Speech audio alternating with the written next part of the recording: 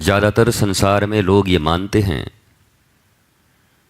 कि सौभाग्य तब उदय होता है जब धन, यश, पद और प्रतिष्ठा में वृद्धि होती है।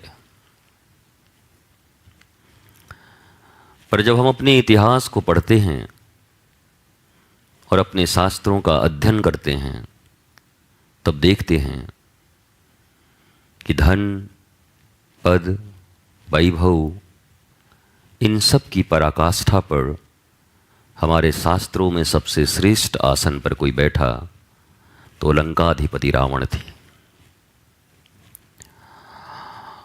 परंतु जीवन में सत्संग की प्राप्ति उन्हें नहीं हुई। गुरु से सत्संग करना भी नहीं चाहते थे। कर्मकांड इत्यादि में उनका बहुत मन लगता था। वो सब लंका में यज्ञ हवन सब किया करते। ऐसी कई बार भावना प्रकट की गई संतों के द्वारा शास्त्रों में कि जहाँ ब्रह्मा जी स्वयं वेद मंत्र का उच्चारण करने के लिए आते, क्योंकि रावण को बहुत पसंद था और वो बड़ा निष्ठावान था।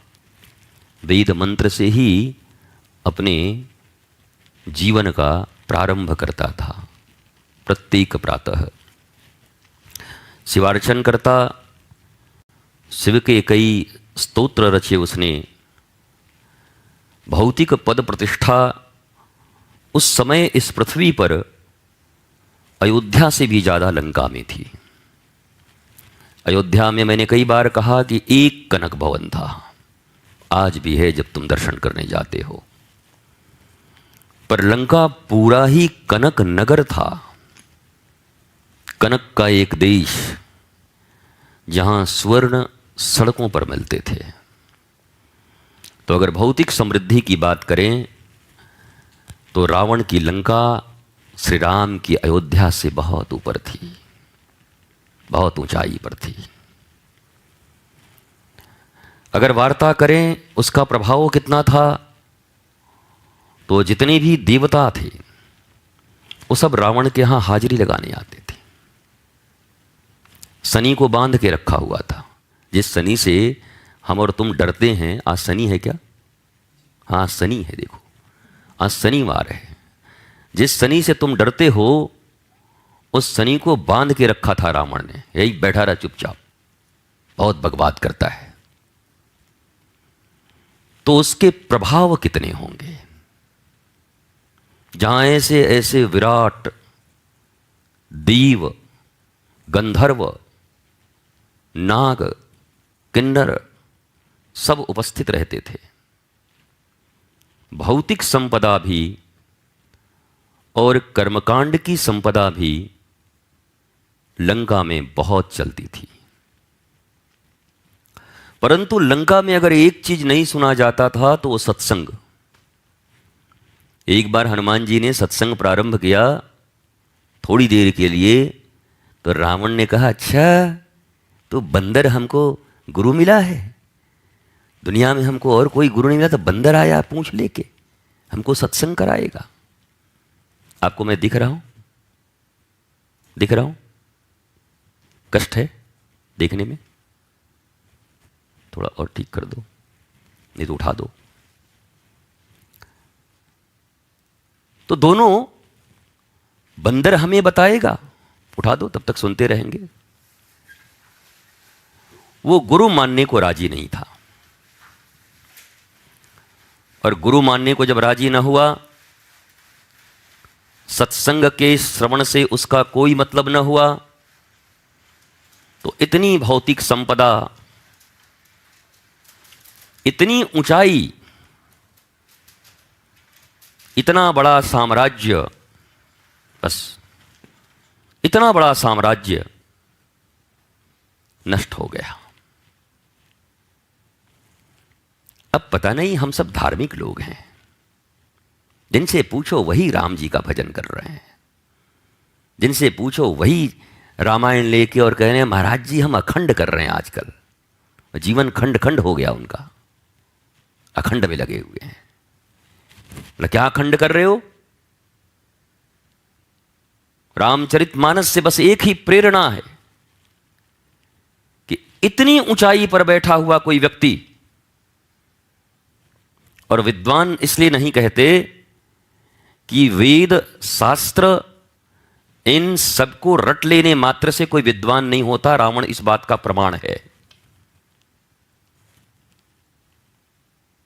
रटने से कोई विद्वान नहीं हो सकता। विद्वान, विद्या का अर्थ हमारे यहां है सा विद्या या विमुक्तये। विद्या वो है जो आपको एंजाइटी फ्री करती है, स्वतंत्र करती है, बंधनों से मुक्ति देती है। पर रावण को बंधनों से मुक्ति नहीं थी। इतना बड़ा साम्राज्य का स्वामी हर समय लोलुपों की तरह परिस्त्रियों पर, दूसरे के धन पर और दूसरे की बढ़ती प्रतिष्ठा से उसे बड़ी चिढ़ थी। इस कारण से लोग कहते भले ही हैं रावण जैसा विद्वान मैं बिल्कुल विद्वान नहीं मानता। काय बात का विद्वान? ये तो just like academic qualified present day के लोग, आज के भारत में या दुनिया में कोई बहुत एकेडमिक क्वालिफाइड हो, बहुत सारी डिग्रियां हो, डॉक्टरेट हो, पर वो महाभ्रष्टाचारी हो, न परिवार का, न समाज का, न राष्ट्र का सोचता हो, बस अपनी सुख सुविधा में ही मरा जा रहा हो। पर हम क्या कहते हैं? अरे पीएचडी हैं, पीएचडी। तो क्या करूं? बुद्धि तो उनके पास ध्रुव और प्रहलाद की तरह भी नहीं है, कर्म तो उनके मीरा की तरह भी नहीं है, छोटे से जना की तरह नहीं है। फिर हम उन्हें विद्वान कैसे कहें? फिर हम उन्हें कहते हैं ये बड़े पढ़े लिखे लोग हैं, इनके घर में सबका डिग्री बहुत तगड़ा है और बस घर में थोड़ा करप्शन ज्यादा है और दुखी हैं लोग और मारपीट चल रहा है और मुकदमे चल रहे हैं। अब बताओ ये पढ़ा लिखा है? इस आदमी को अगर तुम पढ़ा लिखा कहते हो तो मैं तुम्हें अनपढ़ कहता हूं। तुमसे बड़ा अनपढ़ कोई ना होगा।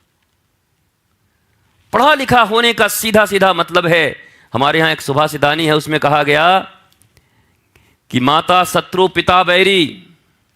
वो माता शत्रु है और पिता वैरी है। कौन? कहा जिसने अपने बालकों को पढ़ाया नहीं। तो भारत के लोगों ने इसको रट लिया, हम तो खूब पढ़ाएंगे। क्या पढ़ाओगे? बोला हम तो एकदम कॉन्वेंट में डालेंगे और हम अमेरिका लंदन तक भेजेंगे। पर तुम भी वही मूर्ख हो, कोई अंतर नहीं है तुम्हारे भीतर में।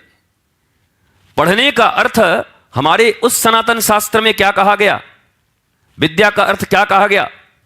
क्या उस पढ़ाई के बाद आपके संतानों के भीतर डिप्रेशन बढ़ा? क्या उस पढ़ाई के बाद आपके संतानों के भीतर टेंशन बढ़ा? क्या उस पढ़ाई के बाद उनके जीवन में इतने संस्कार और संस्कृति आए कि प्रातःकाल उठ के रघुनाथा मातो पिता गुर ना वही माँ था?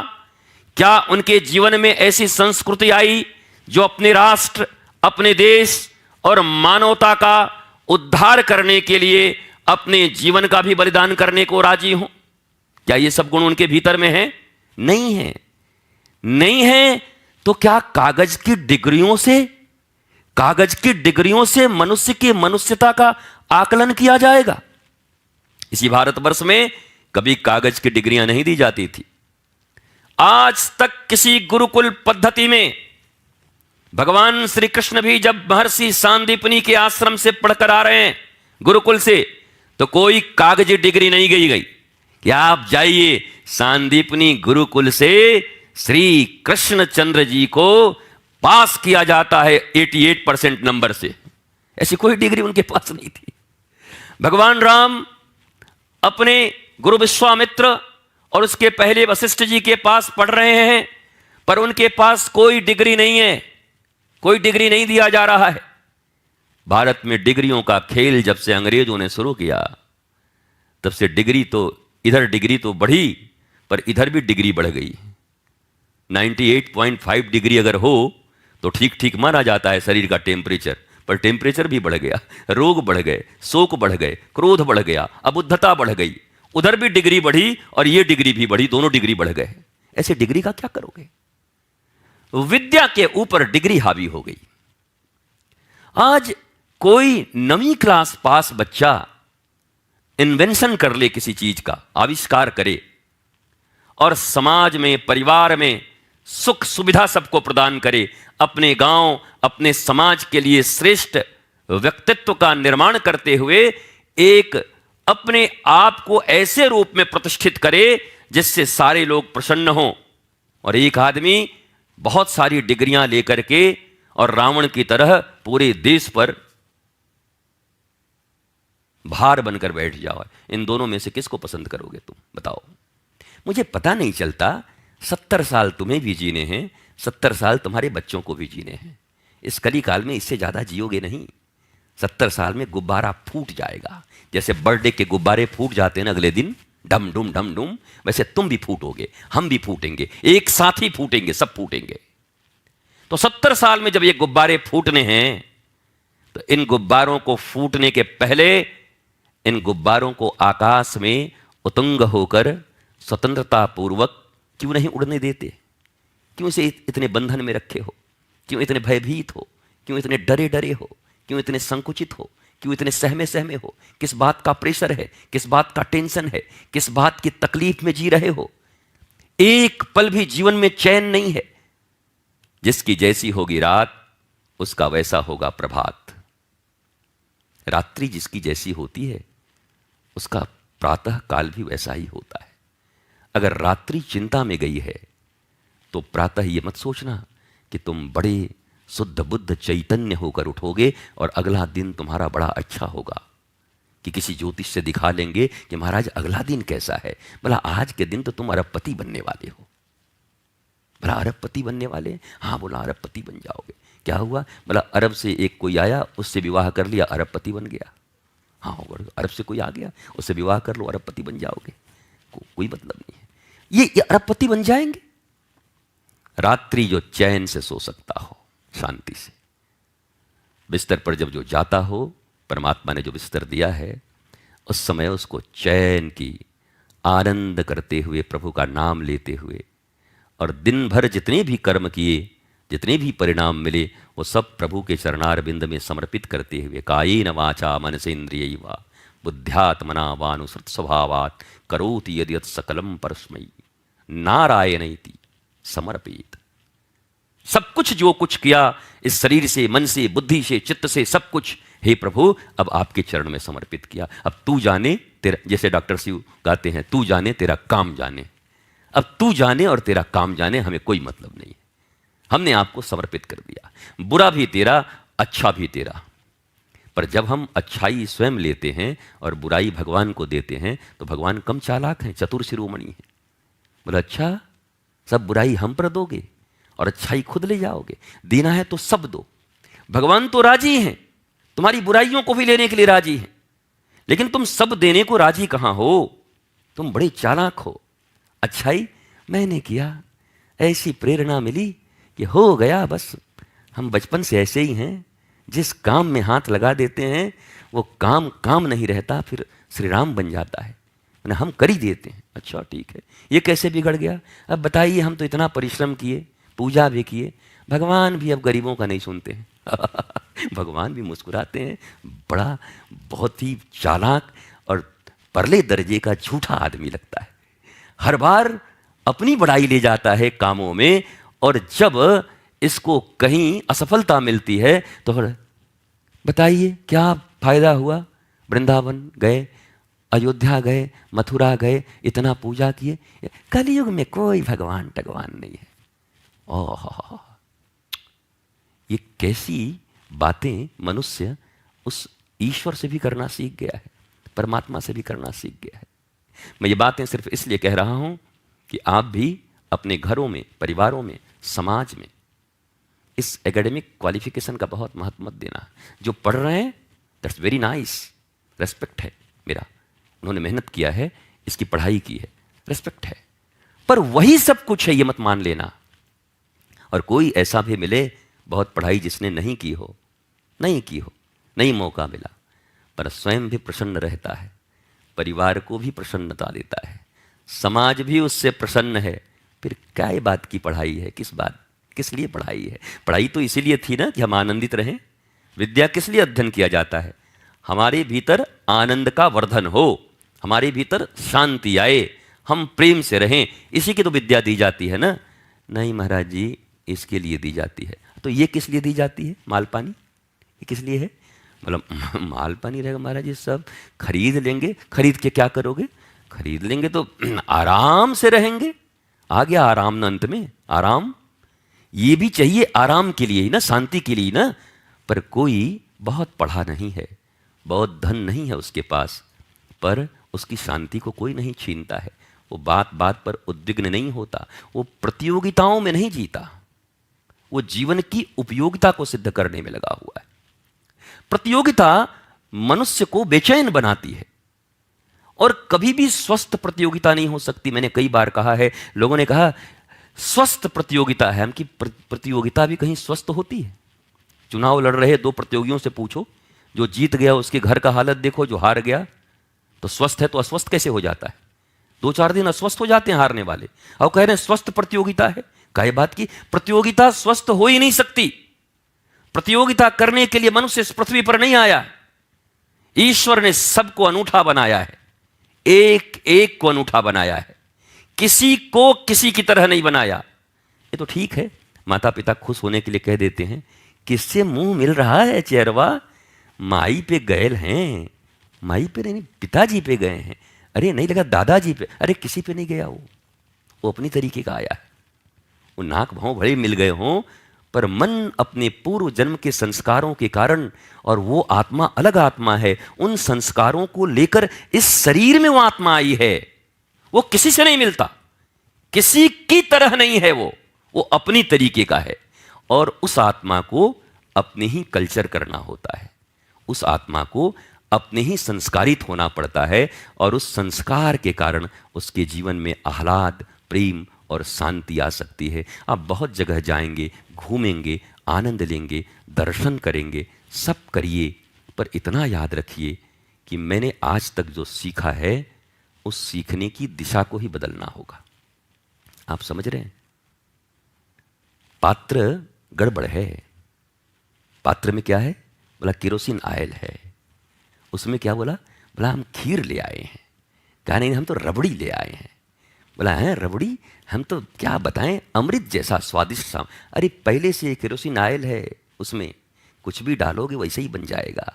तो तुम इस पात्रता को लेकर के इस पृथ्वी के 10 चक्कर भी काट लोगे तो कुछ नहीं होगा। पहले तुम्हें गुरु के अनुरूप अपनी पात्रता को परिवर्तित करना होगा, उस पात्र को शुद्ध करना होगा।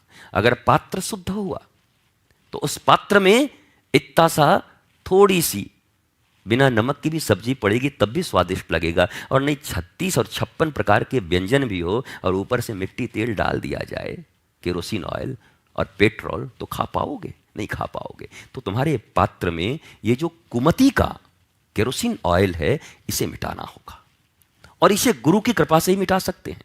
कुमति निवार सुमत के संगी कौन है? श्री हनुमान जी महाराज। हनुमान जी महाराज कौन है? सदगुरु। सदगुरु ही जीवन से कुमति मिटाकर सुमति ला सकता है, और उस सुमति के कारण आप सुखी हो सकते हो, आनंदित हो सकते हो। याद रखो, मैं फिर कह रहा हूं, रावण से ही प्रारंभ किया था और रावण पे ही विश्राम कर दे रहा हूं। आज रावण भी खुश हो जाएगा कि वाह, कोई कथा हमसे शुरू होके हम पे भी विश्राम हो सकती है, मतलब हम भी हैं अच्छे। तो रावण से प्रारंभ किया था और विश्राम भी रावण पे कर दे रहा हूं। देखो, रावण के पास सब था, बस कुमति नहीं हटी उसकी, और उस कुमति के नहीं हटने के कारण वह जीवन के एक क्षण में भी आनंदित नहीं रहा। लिखा है, रात रात को अचानक उठ जाता था। मंदोदरी कहते क्या हुआ?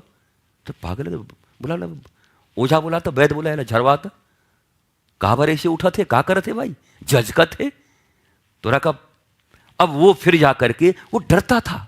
रावण जैसा प्रतापी, शनिदेव को बांध के रखा है, देवताओं को बांध के रखा है, उसके बाद भी डरता है रात में। क्यों?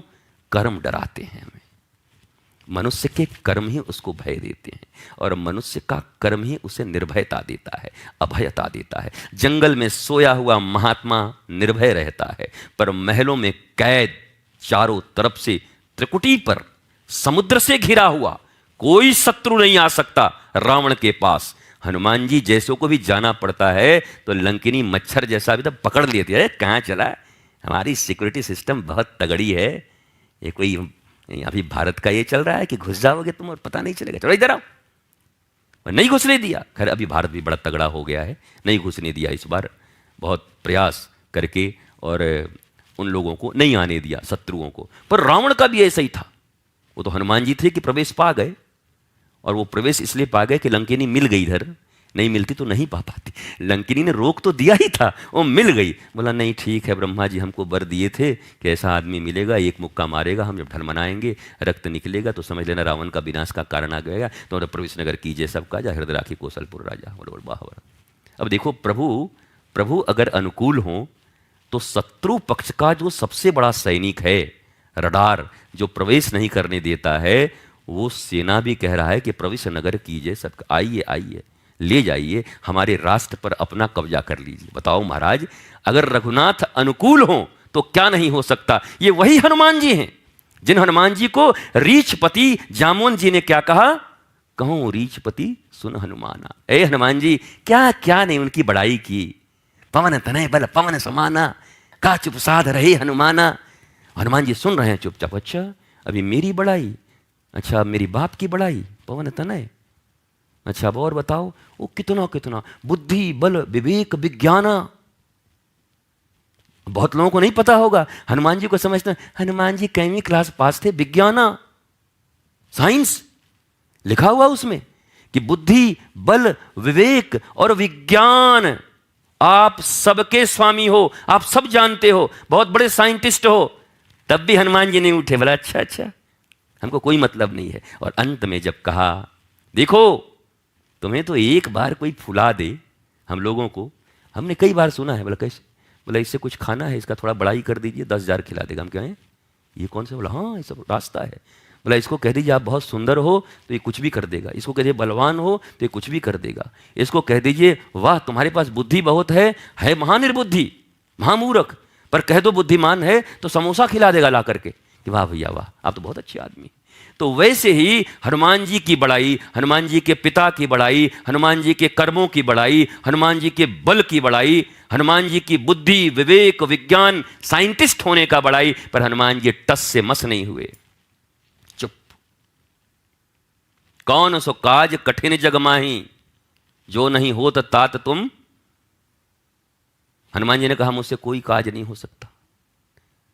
तब जामुन जी को लगा कि कुछ गड़बड़ी हो रही है यार, इतने में तो कैसा भी आदमी उठ जाता। बताओ इतनी बड़ाई करने के बाद कोई भी उठ जाता, घर परिवार धन दौलत बुद्धि विवेक बाप दादा सबकी बड़ाई कर दिया, यह आदमी उठता ही नहीं है। तब उन्होंने अरे रे रे ये तो हनुमान जी हैं, ये ऐसे नहीं उठेंगे। और मैं मोबाइल इसलिए रखता हूं आजकल कि मेरे प्रवचन के टाइम में जो मुझे फ़ोन करता है ना, उस आदमी को मैं ब्लैक लिस्ट में फिर डाल देता हूं कि ये आदमी मेरे लायक है नहीं। जिसको ये पता नहीं है कि मेरे गुरु अभी प्रवचन कर रहे हैं, बाकी 50 यूट्यूब का बेल आइकन दबा के रखा हुआ है। आलिया भट्ट कब आएगी दबा के रखा हुआ है, टिंग बेल आइकन। पर गुरुदेव कब प्रवचन करेंगे उसका बेल आइकन नहीं दबाया इसने। इसलिए ऐसे लोगों का तो फोन हम कभी, वो ब्लैक लिस्ट में अब जाएगा ये आदमी जो भी है बहुत बड़ा आदमी है लेकिन आज जाएगा ये, अब बचेगा नहीं। अब मैं आपको एक बात बताता हूं, हनुमान जी को जब जामुन जी ने कहा ये मैं साधारण व्यक्तियों की तरह इनकी बड़ाई करके और इनको उठाना चाहता हूं, ये तो हो ही नहीं सकता। ये हनुमान जी हैं, हनुमान जिन्होंने अपने मान का हनन कर दिया है, रामदूत, इनका दूसरा कोई पहचान ही नहीं है।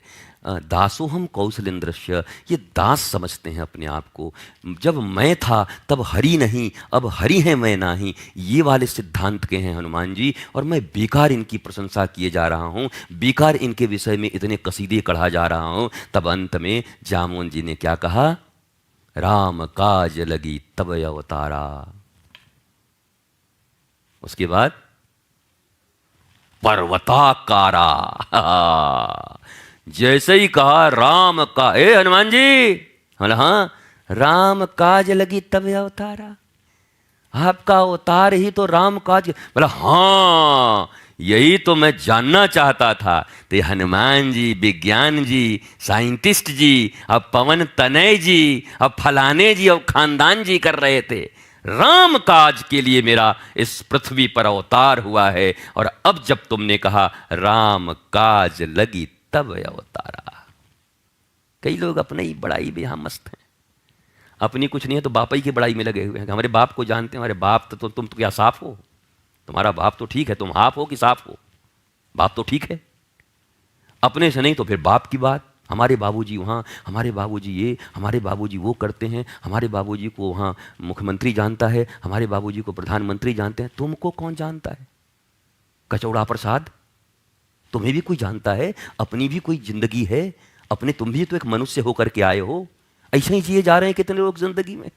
हमारे जो भैया हैं ना, बड़े भैया, उनके ससुर के जो चचेरे भाई हैं, उनके ननद, उनके बहनोई के, उनके साली के, ननद के, भौजाई के, चचेरी बहन के, फुफिया सास के, ददिया नानी के, दूर के रिश्तेदार के मित्र हैं हमारे मंत्री जी। इतना नजदीकी रिश्तेदारी आज तक तुमने देखा ही नहीं था। बड़े नजदीकी हैं। बताओ इसका, इसकी पहचान बताओ। इसकी अपनी कोई पहचान नहीं है। ईश्वरयंस जीवय अविनाशी, चेतन यमल सहज सुख राशि। और भगवान छाती ठोक के कह रहे हैं, ममेवांश जीवलोके जीवभूत सनातन। ये जो सामने सब बैठे हैं, हनुमान जी बैठे हैं, राम जी बैठे हैं, शिव जी बैठे हैं, कृष्ण जी बैठे हैं, कह रहे हैं पता है ये सब कौन बैठे हैं? तो सब अपना अपना परिचय देने लगे। हाँ हाँ महाराज, मैं यहाँ ले आया हूँ, मैं यहाँ ले आया हूँ, मैं ये नाम है, मेरे बाबू जी लिए नाम है। पर ठाकुर जी क्या कह रहे हैं? मम एवांश जीवलोके जीवभूत सनातन। ये जो सब बैठे हुए हैं ना, बोला हाँ, ये सब मेरे संतान हैं, मेरे अंश हैं, और जब से मैं हूं तब से ये लोग हैं। भगवान तो आपको ये मानते, और आप कचौड़ी प्रसाद मानते हैं अपने आप को, जलेबी लाल। कुछ सोचो, ईश्वर आपको क्या प्रज्ञा दे रहे हैं? ईश्वर आपको अपना मान रहे हैं। मेरा पुत्र है, मेरा संतान है, और हम उसको छोटा बनाए हुए हैं। हम वहां से आए हैं, हम वहां के हैं, हम इनके हैं, हम उनके हैं, कुछ नहीं। दासो हम कौशलेंद्रस्य, दास हूं मैं भगवान कौशलेंद्र श्री राम का, दास हूं अपने गुरुदेव भगवान का। बस इससे ज्यादा परिचय की जरूरत नहीं होती। हनुमान जी ने इससे ज्यादा परिचय पूरे रामचरितमानस में, हनुमान नाटक में कहीं भी इससे ज्यादा परिचय नहीं दिया। ये तो तुलसीदास जी ने लिख दिया हनुमान चालीसा। और तुलसीदास जी ने जब हनुमान चालीसा बोला नहीं था पहले, बोला आइए आइए आइए, रघुनाथ जी का थोड़ा बड़ाई करना है। बोला हाँ, तो बैठ जाते हैं। तो शुरू किया, बोले गुरुदेव से शुरू करें? हाँ बिल्कुल करिए। बोला श्री गुरु चरण सरोज रज निज मन मुकुर सुधार, वरनौ रघुबर विमल जसु जोदायक फलचार। हनुमान जी कहना बहुत बढ़िया। उसके बाद सुमिरो पवन। वैसे हनुमान जी उठ के चले गए। बोले महाराज आपने बहुत बेकार आदमी हो, बुलाए थे कि राम जी का चर्चा करेंगे, पवन कुमार हम अपनी चर्चा सुनने आए हैं। मैं सही बता रहा हूं। हनुमान जी उठ के चले गए। बोला लिखो लिखो अपना, आप अपना काम करो, दोबारा हमको मत बुलाना। भाई पुलिस, अरे सुनी सुनी सुनी सुनी, ये वाला गलती से निकल गया, हम आगे बता रहे हैं। फिर जब वो कहते हैं कि ये चार क्या बोलते, जय हनुमान ज्ञान गुण सागर जय कपीस तुम लोग, रामदूत अतुल अंजनी पुत्र महावीर विक्रम बजरंगी कुमंत, श्री गुरु चरण सरोज रज निज मन मुकुर सुधार, बल बुद्धि विद्या देहु मोहि। बोलते जाओ। तुम लोग को हनुमान चालीसा भी याद नहीं है? बोलो।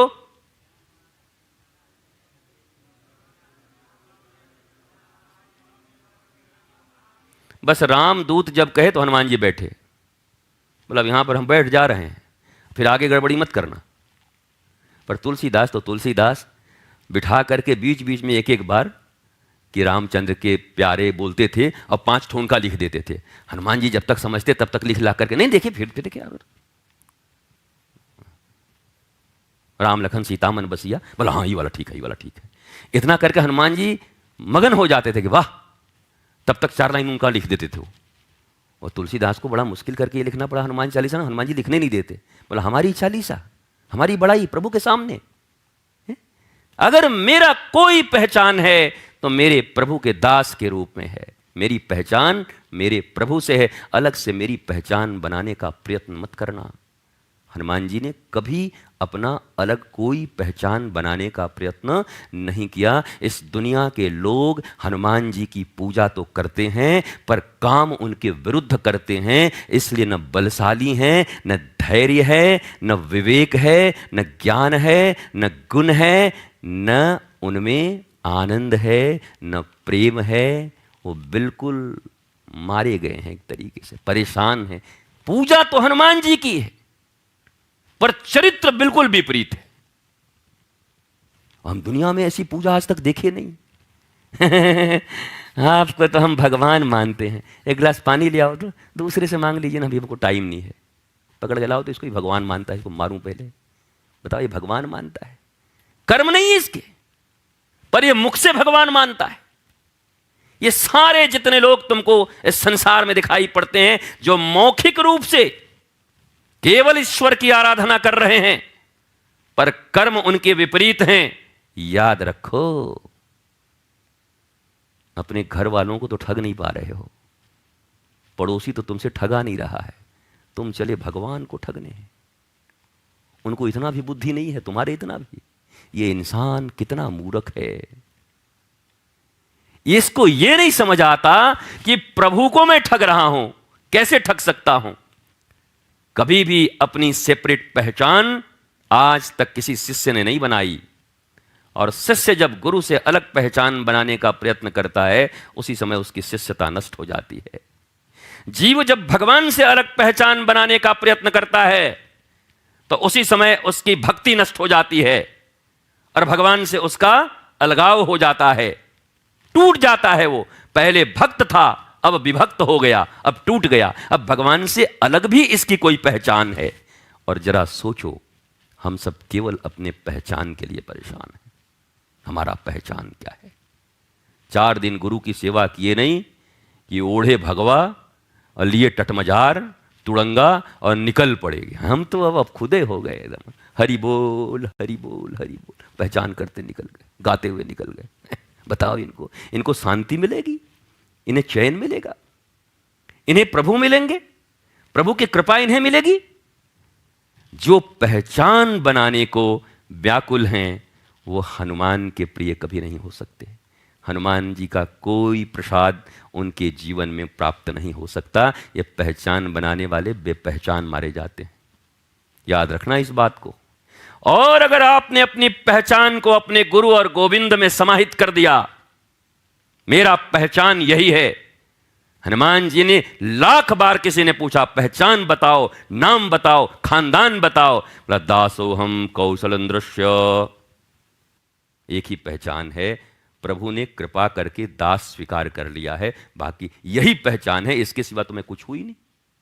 हनुमान जी जैसे स्वयं को कह रहे हैं मैं कुछ नहीं हूं, प्रभु ने दास स्वीकार कर लिया, मेरा ये पहचान है। क्या ऐसी पहचान है आप लोगों की? हमारी ऐसी पहचान है? क्या हम ऐसे जीवन को जीते हैं? नहीं जीते ना, इसीलिए हैरान और परेशान रहते हैं। और एक विश्राम की बात कहता हूं, इसके बाद विश्राम। जीवन में ईश्वर अवसर बहुत देते हैं, अवसर मत चूको। ईश्वर के दिए अवसर, गुरु के दिए अवसर को कभी चूकना मत। प्रभु इतने कृपालु हैं, इतने करुणायतन हैं। बताओ, भगवान की पत्नी का कोई हरण कर सके? कौन माई का लाल इस पृथ्वी पर पैदा ले लिया? बताओ, है कोई? ये रावण तो उन्हीं का जय विजय द्वारपाल था ना। ठाकुर जी लीला करवा रहे हैं, और लीला करवा के इस लीला में सबसे बड़ा सम्मान किसे दिला रहे हैं? जिसको सम्मान की बिल्कुल चिंता नहीं है, हनुमान को। जिसको सम्मान की बिल्कुल चिंता नहीं थी, प्रभु ने यह लीला करके सारा सम्मान उनको दे दिया। खुद धरा धाम छोड़कर अपने धाम पहुंच गए सरयू जी में जाकर, पर हनुमान जी को कह दिया तू तो यहीं रह और मौज कर चिरंजीवी होकर के। आनंद ले, तू जहां जहां मैं वहां वहां, तेरे साथ ही मैं हूं। बताओ कैसा ये लॉ है। अब इसको कौन सा लॉ कहें, लॉ ऑफ हनुमान कि law of Newton? Law of Hanuman, law of भक्ति, लॉ ऑफ प्रेम, law of happiness, law of blissfulness. ये लॉ क्या है? जिसे पहचान की जरूरत नहीं, जिसे सम्मान की जरूरत नहीं, भगवान उसके लिए एक लीला बनाते हैं, पत्नी का हरण करवाते हैं, रोते भी हैं घूम घूम के, और कहते हैं हे हनुमान जी, आप नहीं होते तो सीता नहीं मिलती। तो हनुमान जी चरण में गिर के और ठाकुर जी का ऐसे पांव पकड़ते हैं, कभी देखो ऐसे करके पकड़ लेते हैं, ऐसे। इसको बोलते हैं प्रपत्ति, प्रपन्न होना। पीछे ये जो ये है ना, इसको पकड़ ले। ठाकुर जी अगर हमारी एक्सपायरी डेट हो गई हो तो पहले ही बता दो, निकल जाते। पर ये कहना ही अर्थात आप मुझे अब त्याग रहे हैं। मैं, अरे ठाकुर जी भुलावा और माया दूसरे को देना, हम आप ही के बच्चे हैं हनुमान, आपने दास बनाया है, मैं इस माया में नहीं आऊंगा आपकी कृपा से।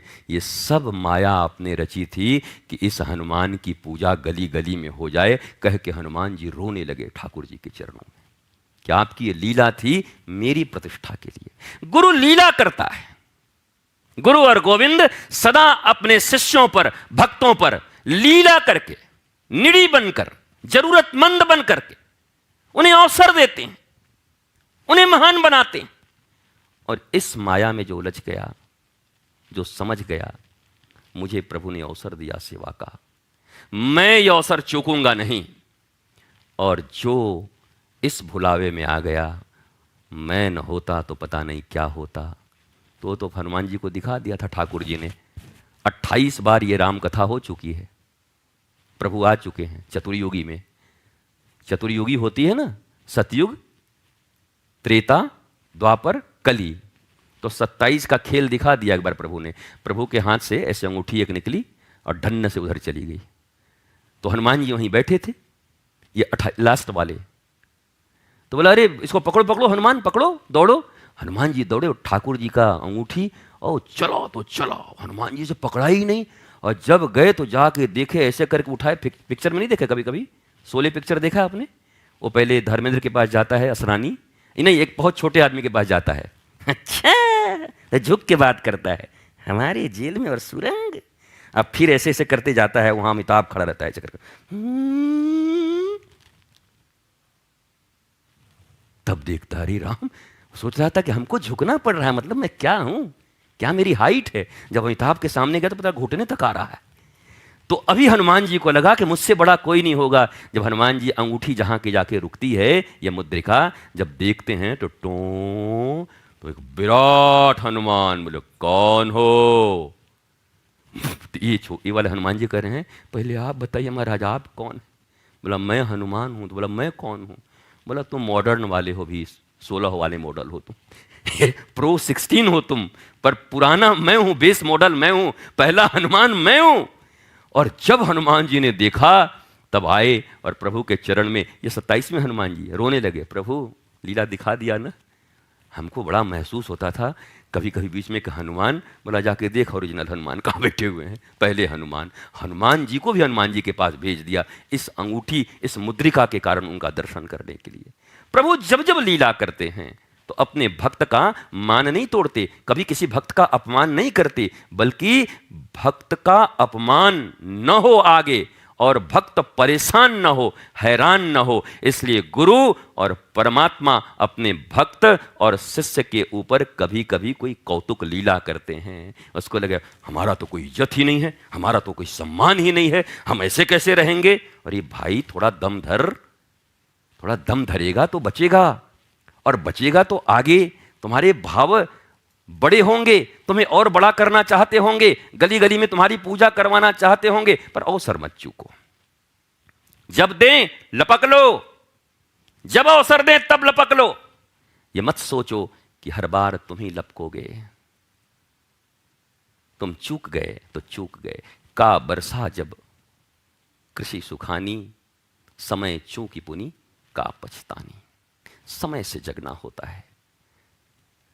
पर ईश्वर के सानिध्य और गुरु के सानिध्य में भक्ति पूर्वक एक बात और मैंने सीखी है, जब जगे तब सवेरा।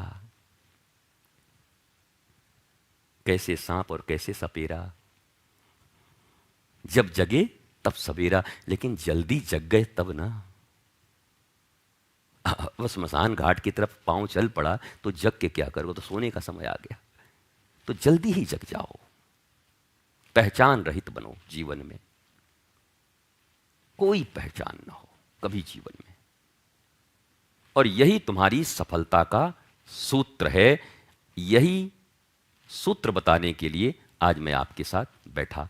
मस्त रहिए, स्वस्थ रहिए, आनंदित रहिए, प्रसन्न रहिए, मुस्कुराते रहिए, नृत्य करते रहिए और बड़ी तीक्ष्णता के साथ गुरु गोविंद की ओर निहारते रहिए कि प्रभु कौतुकधारी लीलाधारी हमारी तरफ अवसर कब न फेंक दें।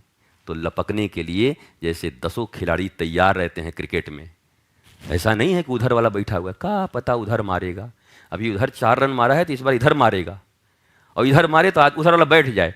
अब उधर ही मार रहा है तो हमारा क्या है, तब तुम्हारे माथे पर से मार देगा फिर, और तुम अगले मैच में निकल जाओगे। तो 10 के 10 तैयार रहते हैं, बॉल हुआ, हाँ हमारे ही पास आ रहा है, हमारे ही पास आ रहा है। इसी प्रकार से हर वक्त, हर समय, हर क्षण पता नहीं कौन सा अवसर मेरे गोविंद मेरी ओर देने वाले हैं, मेरे गुरु मेरी ओर देने वाले हैं, और उसे लपक कर प्रभु का कार्य करके हनुमान बनने का अवसर मुझे मिलेगा। अब आपको आशीर्वाद देता हूँ। वृंदावन धाम में